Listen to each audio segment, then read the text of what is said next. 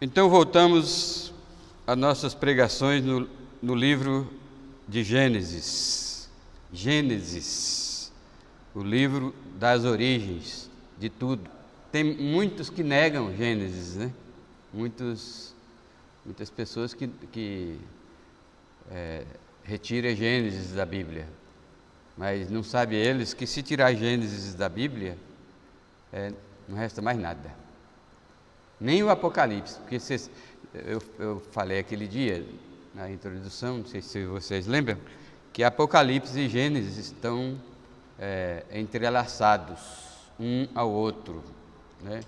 Se Gênesis cair, cai Apocalipse, especialmente os primeiros 11 capítulos, né?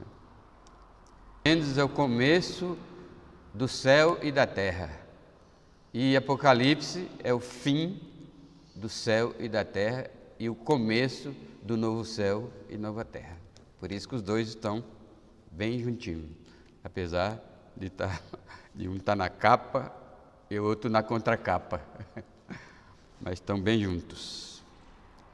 Gênesis, hoje nossa pregação é em Gênesis capítulo 4, e o tema dessa pregação fala de Abel e Caim e suas ações diante de Deus, mas o tema que jorra desta passagem é a fuga. A fuga, parece até título de filme, né? A fuga, né? Aí, só que com um acréscimo, com um adjetivo, a fuga perpétua, que no caso de Caim é uma fuga perpétua. É uma fuga que se... Por que ela é perpétua? Como que ela é perpétua, essa fuga? Caim está fugindo até hoje? Não. Mas nós, seus descendentes, pelo menos de caráter em relação ao pecado dele, nós somos descendentes de Caim, certo? Por que eu digo isso, falo isso, explico assim? Porque a descendência de Caim morreu toda no dilúvio, então não sobrou um descendente. Mas como o mal se espalha, os descendentes de Noé não foi descendente de Caim, os descendentes de Noé já saiu dali, já desceu da arca com a natureza pecaminosa que herdou de Adão e os mau costumes de Caim, certo? Então, o pecado de Caim espalhou sim, né? Não somente no início, por meio de Lameque, né? Que é representante antigo da violência, né?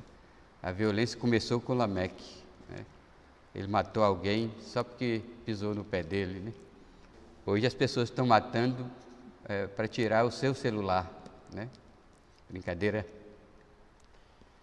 É isso aí. Então, desde Caim, a humanidade continua fugindo da presença de Deus. Esta é uma marca permanente da existência do ser humano. Você ainda está fugindo da presença de Deus? Essa é uma pergunta. E a resposta é sim, a humanidade hoje continua fugindo à maneira de Caim, né? Tá certo? Mas a mensagem que eu tenho para você guardar no seu coração, relativo a nosso tema, é: pare de fugir, arrependa-se de seus pecados e creia em Jesus, pois somente Jesus pode lhe trazer de volta para bem perto de Deus, salvando a sua alma. João 14, 6. Como pode alguém continuar fugindo da presença de Deus? Você acha que é possível alguém fugir da presença de Deus? Possível não é, mas as pessoas tentam, né? E às vezes Deus dá corda, né? Deus está vendo todos os seus atos, acompanhando todos os seus passos, mas Deus dá corda E Deus também, você sabe que Deus endurece o coração do descrente, daquele que não quer se aproximar de Deus. Deus endurece e faz ele ficar iludido, achando que está fugindo de Deus, né? Então está cheio de pessoas iludidas, né? Porque como pode alguém continuar fugindo da presença de Deus? Mas talvez seja o seu caso, você está fugindo da presença de Deus. Então o primeiro argumento para essa mensagem, essa palavra de ordem, pare de fugir,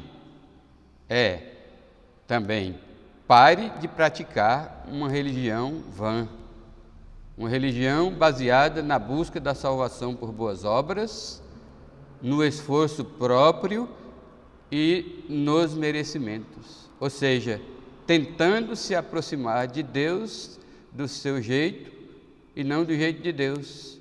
Fazendo assim, meu amigo, você não está se aproximando de Deus, você está fugindo de Deus. A religião vazia, a religião vã, a religião das boas obras não aproxima ninguém de Deus, porque está contraditando Deus. Porque Deus disse que a salvação é pela graça. Está lá em Efésios 2, porque pela graça sois salvos mediante a fé. E isto não vem de vós, é dom de Deus, não vem das obras para que ninguém se glorie. E desde o início da história humana, lá em Noé, está escrito no versículo 9 do capítulo 6, se não me falha a memória, diz que Deus decidiu acabar com a raça humana toda. A decisão de Deus era acabar com a raça humana, destruir tudo. Ele se arrependeu de ter criado a humanidade e ia acabar. Mas aí diz, Noé, porém, achou graça diante de Deus. Ser alcançado pela graça de Deus. A humanidade permaneceu por causa da graça de Deus que achou Noé. Noé era um homem justo, tudo bem, mas ele tinha a semente do pecado. E como todo pecador, frequentemente ele peca, né? Porque a Bíblia não contradiz a Bíblia, e Romanos 3, 23 diz: todos pecaram e todos incluem Noé. Mas o pecador, Noé, achou a graça de Deus. Deus olhou para Noé e o contemplou com a sua graça. Aí, se você, como Caim, continua, se mete a ser fundador de religião, uma religião de boas obras, uma religião de esforço próprio, de merecimentos, contraditando o plano de salvação elaborado por Deus desde antes da fundação do mundo, então você continua fugindo de Deus.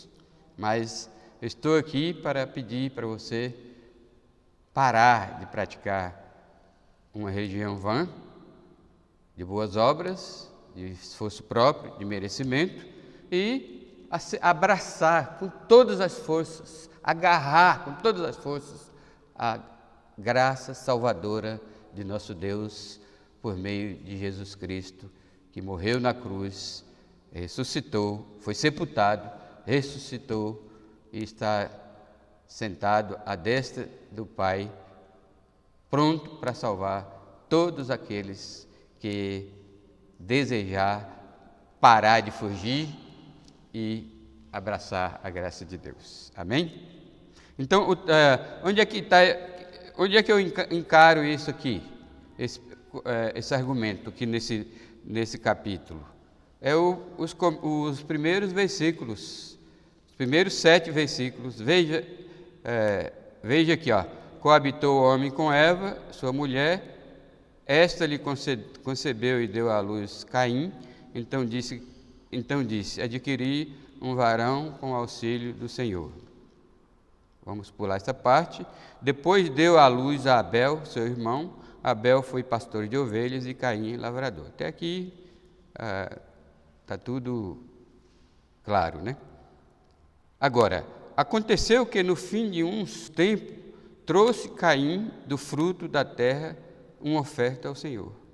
Até aqui também Caim está indo bem, porque ele teve a iniciativa, né, de trazer uma oferta ao Senhor, no decorrer de alguns tempos, que não fala aqui. Abel também teve a mesma iniciativa e, por sua vez, trouxe das primícias do seu rebanho e da gordura deste, certo? Aí, o final desse versículo diz que agradou-se o Senhor de Abel e de sua oferta. O versículo 5 diz, ao passo que de Caim e de sua oferta não se agradou. Aí eu paro aqui e pergunto a vocês, qual era o problema com Caim? Será que o problema era a sua oferta? Será que a sua oferta foi pior do que a oferta de Abel? Em parte, sim, como eu vou explicar daqui a pouco. Mas o problema de Caim não era a oferta. Era o coração, era a atitude, né? A incredulidade, a falta de fé. Assim como se diz, o pecado de Adão foi desobediência. Não. A desobediência foi uma consequência da falta de fé. Foi incredulidade. Assim como está escrito em João 16, quando Jesus prometeu o Espírito Santo, e Jesus disse, ele convencerá o mundo do pecado, da justiça e do juízo. Aí Jesus passa a explicar esse esboço, da justiça porque não crê em mim, do pecado porque não crê em mim, da justiça, e ele explica todos, mas ele explica que o pecado ali, que o Espírito Santo vai convencer, é da incredulidade. Ninguém vai para o inferno porque fuma, bebe, mata, rouba, assalta, estupra, tira dinheiro dos cofres públicos. Essa é uma consequência da incredulidade. As pessoas vão ser condenadas pela sua incredulidade, né? Deus, desde desde o começo da criação, que tem mostrado que é pela fé que se alcança a graça de Deus. Então, aí, o problema da oferta de Caim, o problema de Caim não foi a oferta, foi a sua atitude de falta de fé, tá certo? É claro que, em parte, a oferta se tornou um problema, em parte, porque isso você tem que aprender essa lição que eu vou dizer agora. Quando você age com falta de fé, as consequências das suas ações, das suas atitudes, não glorificam a Deus, não agradam a Deus, porque a falta de fé acaba procedendo diferente da mente, do plano, do coração de Deus. Então, em certo sentido, o problema de Caim era a sua oferta, mas porque a falta de fé, porque também a falta de fé, meus irmãos, embota os sentidos, embota a inteligência espiritual, e aquele a quem falta a fé, ele não tem discernimento do que agrada a Deus. Aí, na ilusão de que está agradando a Deus, ele está agradando a si mesmo, ele acaba agradando a si mesmo e oferecendo um sacrifício vão, né? Falta de fé. Por exemplo, se você, graças a Deus, você está conosco no culto hoje, mas o que vai ser aceito é a sua atitude de estar no culto hoje, certo? Como Paulo disse, se eu fizer um monte de coisa sem amor, nada disso se me aproveitará. Então, Deus julga as nossas motivações, tá certo? Então, o problema da motivação, sim, só que a motivação errada o levou a não ter discernimento de qual oferta agradava a Deus. Nem era porque ele era lavrador e Abel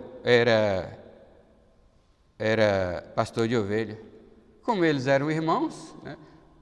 Abel com certeza não ia lhe negar vender uma ovelha. Ô Abel, eu vou oferecer um sacrifício aí a Deus, né? Mas eu não trabalho com gado, você me cede uma das suas ovelhas, das melhores que você tem que ser macho sem defeito, tá certo, Abel? Né? Pago tanto que você pedir, sem pechincha. E com certeza Abel não ia negar isso ao seu irmão, tá certo? Então, a falta de discernimento leva o homem ao pecado. Então, trouxe do fruto da terra uma oferta ao Senhor, mas ele podia, se ele tivesse discernimento, ele teria oferecido uma oferta de derramamento de sangue. Agora, por que a oferta de Abel estava errada? Embora não seja todo o problema. Porque os sacrifícios da Bíblia apontavam tipologicamente para a vinda de Cristo. Isso nos informou muito bem claro João Batista, quando encontrou pela primeira vez Jesus, ele disse o quê? Eis o Cordeiro de Deus que tira o pecado do mundo. João Batista não podia dizer, eis aí as hortaliças, a jaca, não podia dizer, né? Então, aí a oferta de Abel foi agradável a Deus, porque no plano eterno de Deus de salvar os pecadores, né? Quem já ouviu a minha paródia sobre a reunião eterna de Deus, Pai, Filho e Espírito Santo, vai lembrar do que eu estou dizendo, né? Antes da fundação do mundo, o plano era que Jesus se ofereceu voluntariamente para pagar pelos pecados dos inscritos no livro da vida, né? Como aí na minha paródia eu tenho a parte lá que Deus pergunta, eia, vamos criar o homem, mas ele vai cair em transgressão e nós precisamos salvar muitos, mas para salvar muitos, alguém de nós terá que pagar por seus pecados com a sua própria vida. Quem será? Aí Jesus ergueu a mão e disse, eu. Onde está escrito isso? Quem sabe? Salmo capítulo 40, versículo 8 e Apocalipse 10, 7 ou é 7, 10, depois vocês olham lá. Eis-me aqui. E no Novo Testamento, e nas ações de Jesus, o tempo todo ele dizia, a minha comida é fazer a vontade do meu Pai. Aí chega no capítulo 10, que ele diz, capítulo 10 ou capítulo 15, que ele diz, e eu o ressuscitarei no último dia. Ele fala alguma coisa sobre a perseverança dos santos, né? Eu guardarei todos aqueles que tu me deste, né? E assim por diante. Então, Jesus veio para... todos nascem para morrer. Todo ser humano nasce para morrer. Mas Jesus nasceu para morrer, para pagar por nossos pecados. Amém? Então, o problema da oferta era sério, mas originou de um problema maior, que foi a falta de discernimento provocado pela falta de fé. Tá certo? Porque também eu não vejo aqui, pode ser, mas eu não vejo aqui Deus pedindo para Abel e Caim fazer uma oferta. Aqui ainda não havia muitas instruções, né? Por isso que nós somos felizados, porque todos os crentes da Bíblia, do Velho Testamento, eles olhavam como se fosse, como eles estivessem de um lado da montanha e do outro lado estavam as coisas, a revelação de Deus. E eles confiavam em Deus sem ver. É uma fé estritamente dentro do conceito de fé que Hebreus 11 elabora, né? A fé é a plena certeza daquilo que se não vê, né? E nós somos felizes, porque agora a nossa fé é baseada no que nós vemos, né? Ou pelo menos pela revelação, né? Então, pelo menos aqui, Deus não tinha ainda revelado qual tipo de sacrifício ele se agradava. Mas, como sempre, o Espírito Santo atuou em todos os crentes. E como o problema de Caim era entristecer o Espírito Santo, coisa que muitos crentes fazem hoje ainda, né? aí e por isso não tem discernimento certo para fazer a coisa agradável a Deus e recebe de troco o que Caim recebeu, né? Então, por causa do discernimento, enfatizando aqui, Abel, por causa da sua fé, Caim não teve discernimento de oferecer uma oferta agradável a Deus, porque o Espírito Santo não trabalha em um coração irado, um coração amargurado, um coração ressentido, um coração invejoso, né? Para o Espírito Santo trabalhar, primeiro o sangue de Jesus tem que purificar o nosso coração, né? Das nossas práticas, das nossas ações, dos nossos pensamentos, das nossas palavras, certo? Porque Jesus diz, pelas tuas palavras serás justificado, pelas tuas palavras serás condenado. Então, palavras também entristecem o Espírito Santo e nos priva das bênçãos de Deus. Seguindo aqui, aí Deus aqui diz, agradou-se o Senhor de Abel e de sua oferta. Isso aqui é muito interessante, porque, meus irmãos, porque Deus agradou, de que Deus agradou primeiro? É exatamente essa ordem aqui. Antes de aceitar a oferta de Abel, Deus aceitou Abel. Aqui, ó, agradou-se o Senhor de Abel primeiro, depois ele se agradou da sua oferta. Por isso que as pessoas têm que se converterem a Cristo, passar a seguir a Cristo. É após o novo nascimento, após o arrependimento, após a fé salvadora que o pecador exerce diante de Deus, ou seja, quando ele se torna um crente, é que as suas ofertas começam a agradar a Deus. Antes de se converter, meu amigo, não se iluda. Antes de aceitar o dom da vida eterna que Jesus oferece por meio do arrependimento e da fé, não se iluda. Qualquer sacrifício, qualquer religiosidade, por isso que eu estou falando aqui seriamente, pare de praticar uma religião vã, baseada na busca de salvação por boas obras, por esforço próprio, por merecimento. Porque antes da salvação, nenhuma obra pode ser a mais excelente possível, né? Como Paulo disse, posso dar o meu corpo para ser queimado, posso distribuir os meus bens para os pobres, posso falar a língua dos anjos e dos homens, né? Ou seja, posso ser um exímio comunicador. Nenhuma ação à parte de Jesus Cristo, antes de você crer em Jesus Cristo, tem valor nenhum. Para nada, né? Então, antes de aceitar o sacrifício, Deus aceitou Abel. Então, para você ser aceito, você precisa ser aceito primeiro, para depois você começar a fazer os sacrifícios. Aliás, muitos, até crentes, se iludem com isso. Pensa que certas boas obras feitas sem a ação do Espírito Santo, sem o poder de Deus, vai lhe aproximar de Deus. No contexto dos galardões, todos os crentes devem desejar receber galardões e muitos efetivamente vão receber os galardões. Só que não se iluda. Você não vai receber galardões por simplesmente dar o dízimo. Você não vai receber galardões porque, venhamos, dízimo é uma espécie de sacrifício, certo? Você não vai receber galardões por simplesmente ser assíduo na igreja. Você não vai receber galardões por simplesmente ter aquela boa vontade de compartilhar o Evangelho e dar o seu testemunho. Você não vai receber galardões por simplesmente fazer as coisas na igreja. De jeito nenhum. Se tudo isso for feito no poder do ser humano, na instrumentalidade e capacidade humana, né?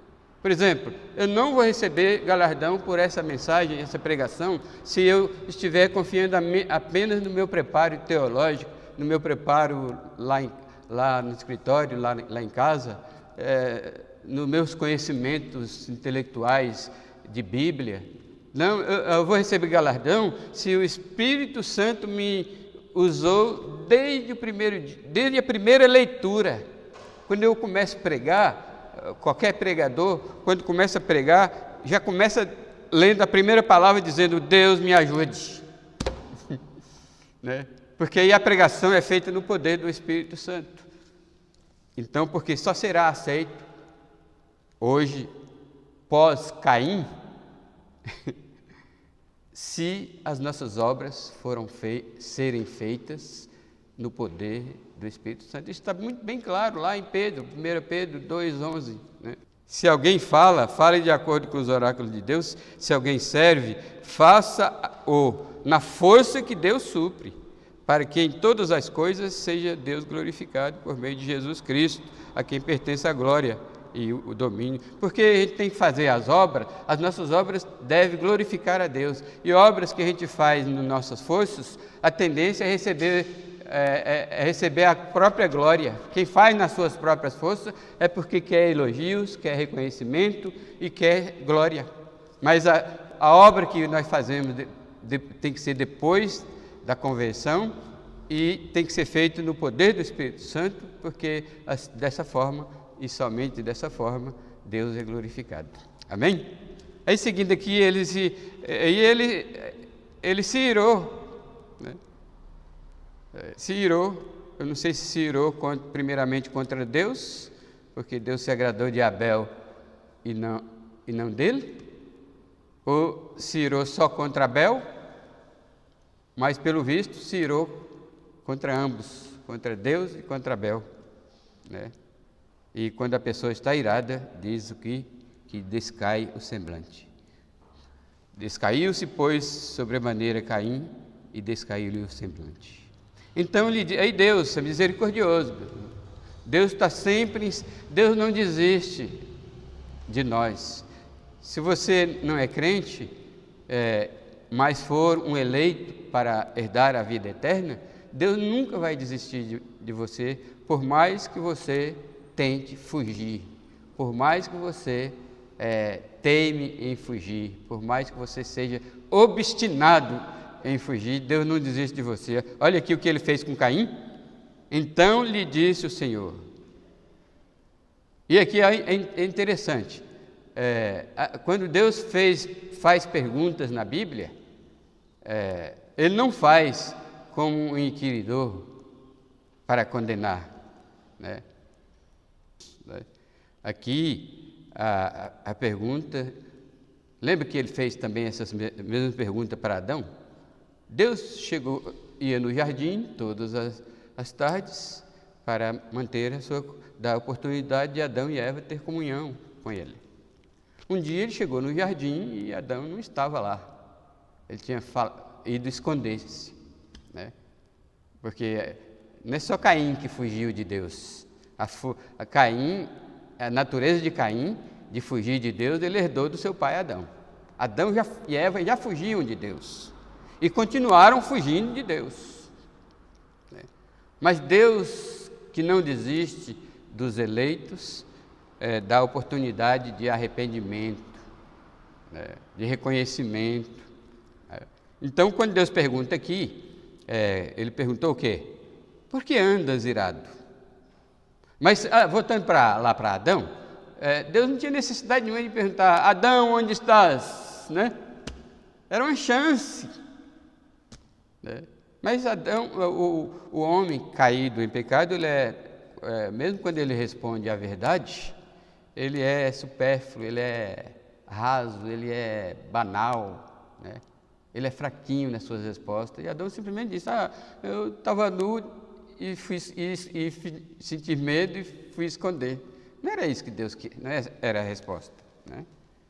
Nós sabemos que é a resposta. Então, quando Deus pergunta a Caim, ou pergunta a qualquer um de nós, Deus ainda pergunta para nós, né?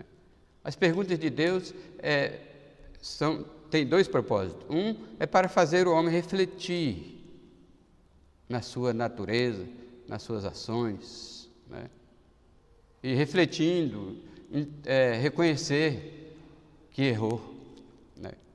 A segunda coisa, quando Deus pergunta, Ele está dando chance de arrependimento. Mas o homem, como Caim já estava fugindo de Deus, né? Aí Deus perguntou: por que andas irado? E por que descaiu o teu semblante? Dessa vez, Deus nem pediu resposta para Caim, exceto a primeira pergunta, que é: onde está o teu irmão? Né? Aí Deus deixou, mas essa pergunta, onde está o teu irmão, também era uma provocação de Deus ao arrependimento de Caim, só que ele simplesmente, né, ele foi até estúpido com Deus. Eu não sei, sou eu tutor do meu irmão? Né? Ele vai dizer isso. Então, Caim deixou passar a oportunidade de arrependimento, né? E Deus percebeu isso, e nisso ele não tinha assassinado o seu irmão ainda, mas o pecado do assassinato, a violência contra o seu irmão, já estava engendrado no seu coração, já estava engendrado na sua natureza, né?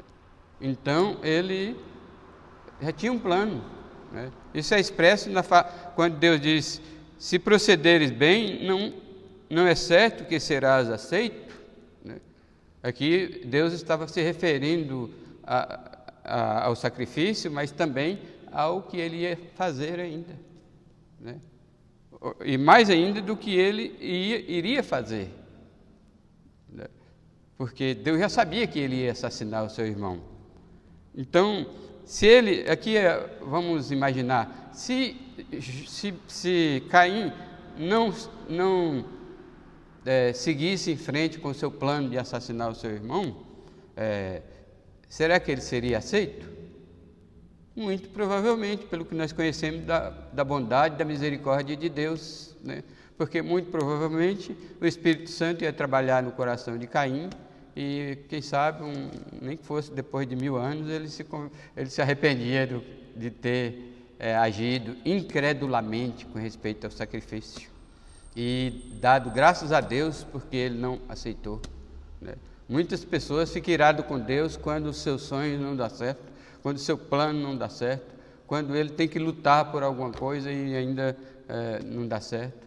Meus irmãos, muitas coisas que não dão certo em nossas vidas, não dá certo assim, usando o termo humano, porque na vida do crente não existe essa frase: não deu certo. Tudo dá certo para aqueles que amam a Deus. Não é isso que está aí. Pode traduzir isso lá em Romanos 8, 28, é possível traduzir assim: tudo dá certo para aqueles que amam a Deus, né? Daqueles que foram chamados segundo o seu propósito, né? Mas aqui em termos humanos, não deu certo. Tem muitas coisas que não dá certo, que a gente deve prostrar-se diante do Todo-Poderoso e dizer: graças a Deus que não deu certo. Amém? Porque Deus tem um plano melhor, é Deus que rege a nossa vida, é Deus que dirige os nossos passos, não é o nosso querer, né? Tá certo? Então Deus já alerta Caim, e como ele tinha um plano, Deus disse: o teu desejo, o teu plano de pecar será contra ti, mas a ti cumpre abortar esse teu plano, né? Deus deu chance, aborta esse plano, né? Então exatamente, você está planejando fazer alguma coisa errada que não agrada a Deus, é possível, mas no meio na véspera de você colocar em execução o plano, Deus pode falar ao seu coração e dizer: aborta esse plano, né? Entendeu? Então, meu amigo, essa mensagem é para você. Caim, fugindo de Deus, fez muitas besteiras. Ele continuou fazendo besteiras, como nós vamos ver no próximo ponto aqui.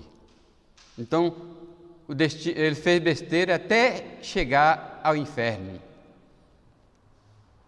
Ele fugiu de Deus até onde não podia mais volta. Tem fugas que não tem freio. Não tendo freio, não tem volta. Então, arrependa-se hoje da sua religião vazia, da sua religião de Caim. Porque Caim é o representante, eu esqueci de falar isso, mas agora eu falo com ênfase, que Caim é o representante da salvação por boas obras, da religião fabricada na mente humana, da religião do seu jeito. Então, não adianta, sua religião pode estar lhe levando para o abismo eterno. Segundo ponto é: pare de rejeitar a oferta de arrependimento, apelando para a autocomiseração e justificativas sem fundamento. Isso foi o que Caim fez. Quando nós lemos a resposta de Caim: disse Caim, seu irmão, a seu irmão: vamos ao campo. Estando eles no campo, sucedeu que se levantou Caim contra Abel, seu irmão, e o matou. Então, Caim, por ter rejeitado a oferta de arrependimento, ele seguiu fugindo ao rejeitar a oferta do arrependimento. Por quê? A pergunta é: como é que uma pessoa pode fugir de Deus? Eu não fiz essa pergunta. Aqui é praticando uma religião vã. Essa é a resposta. E a segunda resposta é rejeitando a oferta de arrependimento. Quando o pecador, isso é praxe no meio dos pecadores ainda não convertidos, e até de muitos já convertidos que insistem em fugir da comunhão com Deus também, né? Acontece que os crentes que tentam fugir da comunhão com Deus, Deus vai lá com a disciplina e o traz de volta, né? É como se o pescador que pega um peixe. Na verdade, parece que tem uma passagem lá na Ezequiel que diz que Deus pega pelo beiço os crentes, como se fosse trazidos por um anzol, né? Então aí Caim disse, aí Deus continua fazendo pergunta, né? Acaso sou tutor do meu irmão? E disse Deus: que fizeste? A voz do sangue de teu irmão clama da terra a mim. Eis agora, pois, maldito por sobre a terra, cuja boca se abriu para receber das tuas mãos o sangue do teu irmão.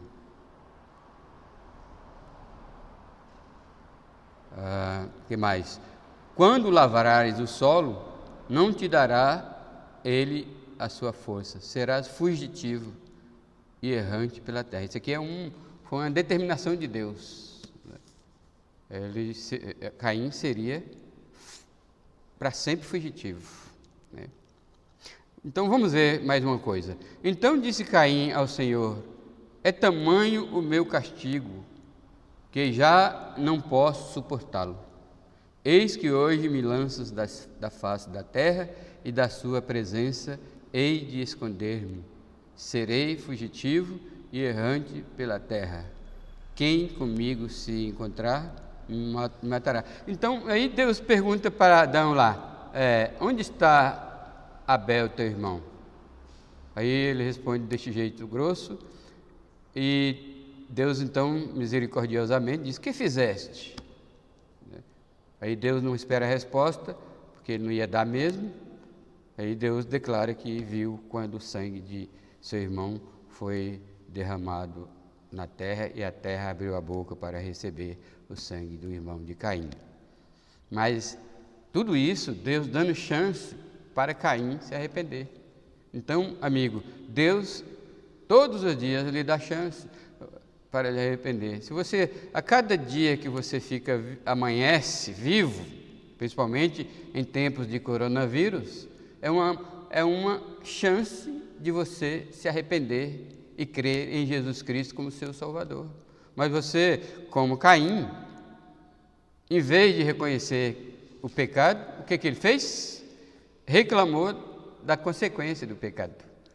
Olha, irmãos, isso se repete todos os dias. Os pecadores, e aqui eu incluo os crentes também, os pecadores que gostam do pecado, em vez de, quando é confrontado com o pecado, em vez de se arrepender, reconhecer e se arrepender do pecado e se propor a mudar de vida, eles reclamam da situação, né? Então disse Caim ao Senhor: é tamanho o meu castigo que já não posso suportar. Em vez de dizer isso, ele teria de dizer o quê? Eu mereço esse castigo, eu pequei contra ti, ó Deus, eu pequei contra meu irmão, interrompendo os seus planos de vida. Matar alguém é interromper os planos de vida, né? E agora eu estou aqui diante de ti. Faça de mim o que bem te aprouver. Eu só peço que o Senhor tenha misericórdia de mim e não impute esse pecado ao teu filho ou ao tua criatura. Caim, é isso que todo pecador tem que fazer quando confrontado com o pecado: se arrepender, reconhecer e pedir clemência, né? Na verdade, fazer como Jó sugeriu: colocar a boca no pó, se prostrar profundamente, com profunda humilhação. O pecador tende a ser arrogante como Caim: é grande o meu castigo, o Senhor está judiando de mim, né? Eu não mereço isso, Senhor, eu não posso suportar isso, ser fugitivo para sempre, né? Em vez disso, põe a boca no pó, se humilha. A Bíblia diz claramente: humilhai-vos, pois sob a poderosa mão de Deus. É isso que todos nós temos que fazer, né? Nós não merecemos nada, mesmo como crente. Tem crente exigente. Nessa pandemia, o que surgiu de crente exigente: ó Deus, acaba com essa pandemia, eu não suporto mais ficar em casa, não suporto mais usar máscara, não suporto mais usar álcool gel, não suporto mais lavar a mão, não suporto mais tomar banho quando chego em casa. Aí Deus diz: porco. Que o ideal, não precisa coronavírus para a gente chegar em casa e tomar banho, não, criar esse costume, não precisava ter coronavírus, faz parte da vida do ser humano, certo? Então, aí, voltando aqui, Caim, em vez de lamentar os seus pecados, lamentou a sua situação. Vamos para frente e ver mais o que Caim disse. O Senhor, porém, lhe disse: assim, qualquer que matar a Caim será vingado 7 vezes. E pôs o Senhor um sinal em Caim, para que o não ferisse de morte quem quer que o encontrasse. Alguém sabe aí qual foi o sinal que Deus colocou em Caim? Em que parte do corpo? Ninguém sabe, né? Mas ele colocou um sinal lá. E aí nós não vamos dar asas à imaginação, senão a gente vai acabar pensando besteira. Mas a questão crucial aqui é que retirou o versículo 16 aqui, né? 16 não, estou aqui no capítulo 5. 16. Retirou-se Caim da presença do Senhor e habitou na terra de Nod, ao oriente do Éden. Simples assim, ele simplesmente retirou e foi morar lá no Oriente. Então, além de parar de fabricar religião, de boas obras, de esforço próprio, de merecimento, rejeitando assim a graça de Deus, o segundo ponto é: você deve parar de rejeitar a oferta de arrependimento. Deus, nesse trechinho aqui, Deus deu a Caim muitas oportunidades. Onde está o teu irmão Abel?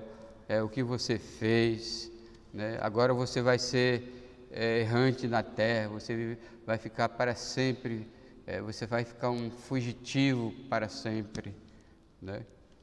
Deus, essa hora que Deus falou você será fugitivo, era a hora de, em vez de lamentar, ele arrepender, mas ele não fez. E você, pecador que me ouve, você também tem agido exatamente igual a Caim. Terceira parte aqui: pare de querer perpetuar a rebeldia contra Deus, tentando se safar da condenação com obras próprias, sem a aprovação de Deus. Qual era a determinação de Deus para Caim? Você será fugitivo. Não, ele foi habitar no oriente do Éden, e lá o que ele fez? Manteve a determinação de Deus ou se rebelou contra a determinação de Deus? De novo, ele se rebelou contra a determinação de Deus e ele pensou: eu, fugitivo, nada, eu vou fundar uma cidade. E para perpetuar o meu nome, para desafiar Deus, eu vou colocar o nome do meu filho, né, para perpetuar a rebelião contra Deus. Então pare de querer perpetuar a rebeldia contra Deus. A atitude de oferecer uma oferta de legumes a Deus foi uma atitude de rebeldia, né? A atitude de matar o seu irmão foi uma atitude de rebeldia. E Caim, e a atitude de fundar uma cidade e colocar o nome do próprio filho foi uma atitude de rebeldia, né? Então, o pecador segue fugindo e rebelde. Aí diz que Caim edificou, versículo 16. E coabitou Caim com a sua mulher, ela concebeu e deu à luz a Enoque, né? Caim edificou uma cidade e lhe chamou Enoque, o nome de seu filho. Certo? Então, ele continuou tentando perpetuar a sua rebeldia contra Deus e perpetuar a fabricação própria de uma religião segundo a sua imagem e semelhança, rejeitando a graça de Deus. Ele seguiu, né, na sua obstinação, na sua teimosia contra os planos de Deus, edificando uma cidade. E daí a perpetuação da rebeldia seguiu com Lameque, né? Que Lameque é representante da violência de hoje. Lameque, primeiro, ele foi o primeiro polígamo da terra. Ele teve 2 esposas, né? E depois ele ainda foi arrogante e contando vantagem. Vem cá, minhas esposas, eu vou lhe contar o que eu fiz hoje. Matei 2 e amarrei 3 para matar no outro dia. É assim que acontece hoje. Mata-se um e amarra 2 para matar no outro dia. Isso é a herança da perpetuação de Caim às suas atitudes rebeldes contra Deus e contra o seu plano, né? E principalmente no desejo de agradar a si mesmo, fazer a sua vontade em detrimento da vontade de Deus, em detrimento de agradar a Deus, porque nós fomos criados para a glória de Deus, não foi para nós mesmos, né? Então, o crente hoje, as pessoas hoje que dizem crente, ser servo de Deus, filho de Deus, ser salvo, indo para o céu, devia pensar como João Batista: convém que ele cresça e que eu diminua. Mas nós estamos vendo aí pessoas, até crentes, querendo sobressair acima de Jesus Cristo, né? Mas nós fomos criados para glorificar a Deus, mesmo que seja por meio da morte, né? Esse deve ser o nosso propósito. E finalmente aqui, pare de fugir, né? Primeiro, pare de praticar religião vã, de boas obras, de méritos, né? Segundo, pare de rejeitar a oferta de arrependimento que todos os dias Deus lhe oferece. Terceiro, pare de querer perpetuar a sua rebeldia. E por último, pare de fugir. Por quê?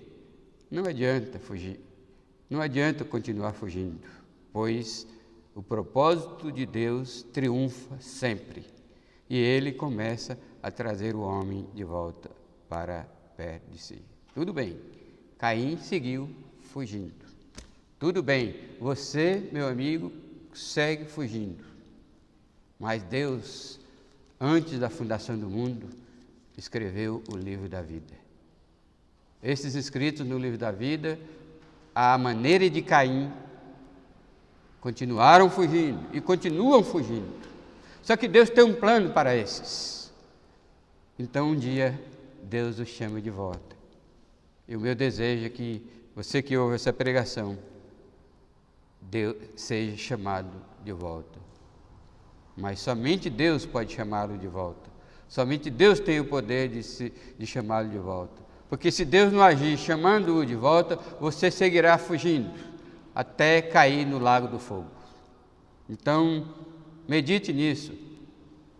Medite na misericórdia de Deus, no poder de Deus, no poder do Evangelho, no plano de Deus enviar Jesus Cristo para morrer no seu lugar e peça a Deus misericórdia, porque se Deus não lhe buscar, você continuará fugindo até cair no lago de fogo. E aqui é a história final do capítulo 4. Tudo bem, Adão, Caim, Lameque, nenhum parou de fugir. Mas um dia, Deus pisou no freio de um fugitivo. Sabe quem era esse fugitivo? Versículo 25. Tornou Adão a coabitar com a sua mulher, e ela deu à luz um filho, a quem pôs o nome de Sete. Porque disse ela: Deus me concedeu outro descendente em lugar de Abel, que Caim matou. A Sete nasceu-lhe um filho, ao qual pôs o nome de Enos.